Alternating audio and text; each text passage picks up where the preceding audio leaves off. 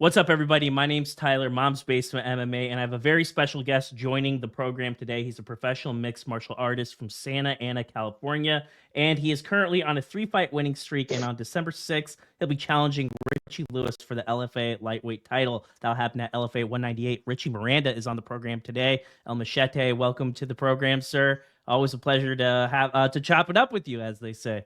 Yeah, no, thank you for having me, and pleasure's mine being able to be on your show again, and you've been supporting me since the beginning, so always great to chop it up with you too.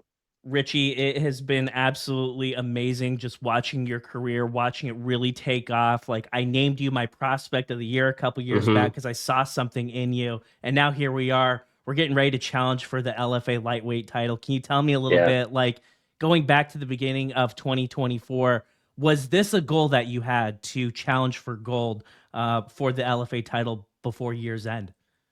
Yeah, well, I've been with LFA for a while now, and yeah, I mean, it's always been a goal for me to fight for the title. I mean, every year I've written it down. If I fight for the title, it's something that I want to bring back to Santa Ana, and I know I can do it. And yeah, I mean, always the UFC is the main goal, of course, but um, the title present themselves, and I know I'm ready to take on that challenge, and I can't wait to display it December 6th.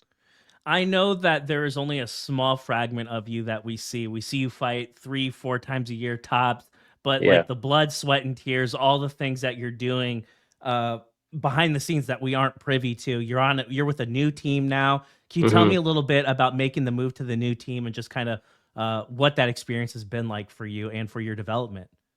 Yeah, no, yeah, before I was at the Den, with Coach Ben Jones, and everything was good, just felt like I needed to move on. I felt like I kind of graduated from his school, and I had to take on new challenges, and now I'm with Cub Swanson at the Bloodline team, and it's been great. It's been great, pretty much been there since April, so pretty much since my fight in Kentucky. And I have a great amount of resources. I've assembled my team with my coaches and then my teammates. I have great teammates that push me every day. And we all have the same mindset and goals, and we prepare each other well, and fights been showing up, so it's been great. Richie, like what part of your MMA game do you feel has improved the most since you've been with Bloodline? Overall, I want to say a little bit of everything, striking, wrestling, and just MMA in general, just putting everything together, being more efficient. And then one thing that I mentioned before too is just overtraining, listening to my body, when to pull back, when to push forward, and be able to perform on those days that you want to. But yeah, I want to say that in all areas for sure. Your last fight was at LFA 190. You fought a tough Brazilian guy, Hmm. Mendoza. Can you tell me, like, what do you remember going up against that guy? And like, I looked at him and I was like, okay, guy with a lot of experience, but I think Richie should be able to get him out of there. Can you tell me, Yeah. like, what if anything surprised you about fighting Mendoza at LFA 190? I mean, going into it, I knew he was going to be tough. One of the best strikers I fought for sure. Um, Also, just one thing that surprised me was he took me down, but I think it was just a little fatigue towards the end. But other than that, I was prepared well. His reach was something that I had to get used to. But as the fight went on, I was able to catch more of my timing, catch my reach, and then my fight IQ. My fight IQ show well. I want to say in the second and third round. Hmm. So here we are. Not only are you getting ready to go back out there, but not a ton of time. That fight wasn't that long ago, LFA Hmm. 190. So we have a pretty quick turnaround, LFA 198. How long have you been preparing for Lewis, and when did you kind of catch wind from LFA that this was going to be your next fight?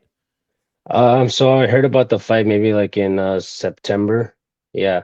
But I already had I already knew, that even Cub told me like, it might be a potential fight if you don't get called up, it might be a potential fight that's gonna come come up in the future. And I like to stay busy. The year before I only had 2 fights, but I always try to do 3 fights a year, and it's perfect timing. I always try to get one in the spring, one in the summer, and one in the winter. Is it crazy because Dougie's the main event and you're the co-main event for this?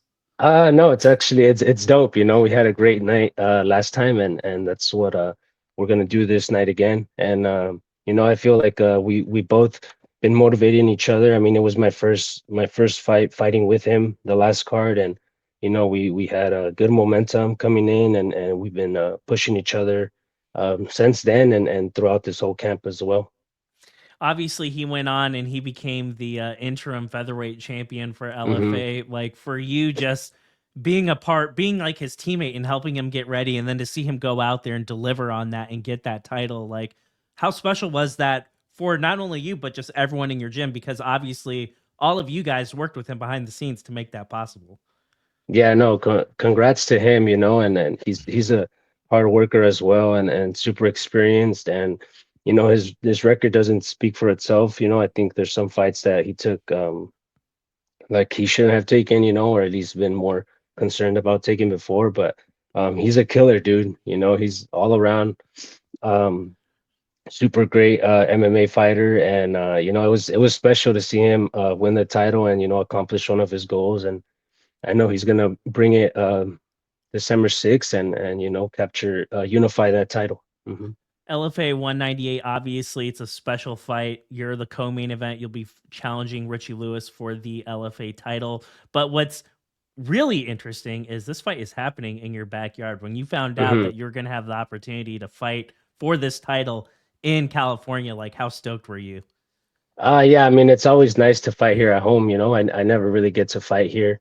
I've always been able to travel with LFA, and it'll be my third fight at Commerce as a professional. I fought there a lot as an amateur, but yeah, dude, I'm excited. I get to have my support here, my fans, and the whole Machete gang's gonna be coming cheering on, and I know they're gonna be loud, so it's gonna be great. And good for them. And they get a great opportunity to watch you perform because you've been out in North Dakota, you've been in Minnesota, all over the hmm country. And Yeah. now for you to be able to, like, at night go in bed in your own bed, that's got to be a nice feeling. Yeah, no, it's always great to sleep at home, and go do my job pretty much, same as if it's sparring, but this time I mean, every fight is important to me, and yeah, like you said, being back home, being fighting here at home it is special. Let's talk about your opponent, Richie Lewis. This is a guy hmm like you. You have a couple things in common, both lightweight contenders, both very high level fighters, both come Yeah, from wrestling pedigrees. Can you yeah. tell me a little bit, like, why is Richie Lewis undefeated? How come nobody's figured out a way to beat him in an MMA fight so far? Yeah, I think it's just his pressure, he's relentless. And I think just people haven't found out a way how to beat him.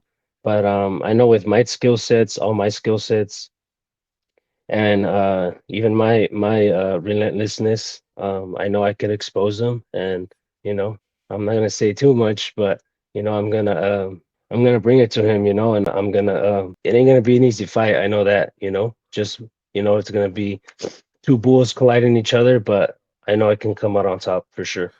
With Richie, I feel like in a way, like there are a lot of elements about his game I'm less familiar with. With you, I've seen you hmm perform a little more often. I've seen the striking, I've seen the Muay Thai, I've seen your Yeah. jiu-jitsu, I've seen the takedowns. With hmm him, I feel like anytime he shoots, he's able to get it. Or can we Yeah. maybe expect a solid takedown defense and maybe a different fight than what we're used to seeing out of Lewis? Oh yeah, definitely. And I'm comfortable on the ground as well. I know how to get up. I know how to threaten to get up. But most importantly, of course, I'm gonna be stuffing those takedowns and making them work, and expose them. hmm You fought another high level wrestler in the past, and I know it didn't go your way. And I honestly thought you won that fight hmm against Keegan Genrick at LFA 157. Can you tell, like, are there any similarities between Lewis and Genrick in your opinion, or are these two different opponents in your mind? No, I feel like Keegan might have a little bit different, more skill set, you know. I feel like Richie's more straight on wrestler, boxing and wrestling. Um, and then Keegan's a black belt too, you know, so he has that submission game in his hand too. But and he's a little bit taller. But no, I mean they're both good wrestlers, you know, and like you said, I mean that fight could have gone either way, you know, but kudos to him. And yeah, you know, I'm on a different level, and I can't wait to display it. Where do you feel, without getting into the specifics, where do you feel like you look at Lewis, you see his 6-0 record, you see what it is that he's done, you're taking this fight because you see something that you like and you see a Hmm. pathway to victory. And can you Yeah, tell me a exactly. little bit, without like getting into too many specifics, just where do you feel like you have the biggest advantage over him?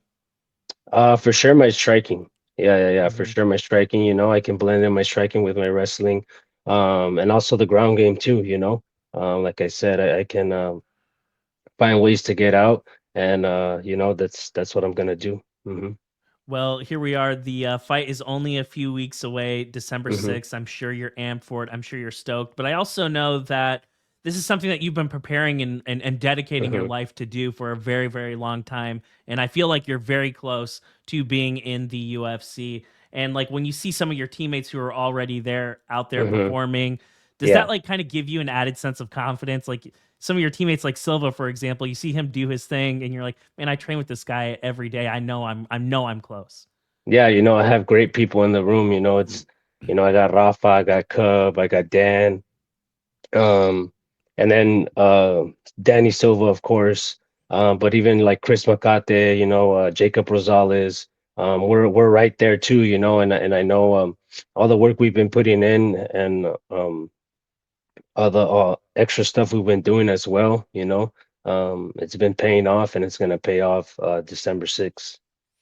And one final thing for you, more of like an opportunity. Is there anyone out there that you would like to thank, or are there any sponsors, Richie, that you need to plug before I let you out of here? Yeah, no, shout out to Cub and the whole Bloodline group, you know, Bloodline Combat Sports, my manager Monty as well. And you know, my day one sponsor, Scott Johnson with Twin Transportation, AMA Regenerative Medicine. I was just there today getting some recovery in. We got American Weed Co. as well, Tequila Mandala, Handy Manny, Primo's Auto Repair, Tree Cycle. Um, you know, there's a bunch of others, but you know, appreciate you guys. You guys been with me since day one, and new guys coming in, and you know, I'm excited to show you guys some Machete violence on December 6th. One Easter egg question. So always stick around, guys, and listen to the thank yous from the fighters, because I always throw in a quick curveball question at the very end. If I'm Mick, if I'm Hunter, and I need a lightweight right now, can I call you? Can you step in and fight for me at 155 pounds if I'm in a bind? Hey, give me a call. Give me a call. I'm always ready. I'm always ready. All right. The Well, machete is sharp. all right, ladies and gentlemen, LFA 198, Richie and his cup will be ready to perform. Make sure you Yep. tune in at UFC Fight Pass. Better yet, if you're in the Southern California area, go to the fight. I'm sure you'll have a great time. Richie, appreciate the time, sir. I wish you the best of skill on December 6th. Yeah, thank you for having me, Tyler. And you know, shout out to Mom's Basement. You know, tune in for all the fighter interviews and all the MMA update, and give him a follow. Appreciate you guys.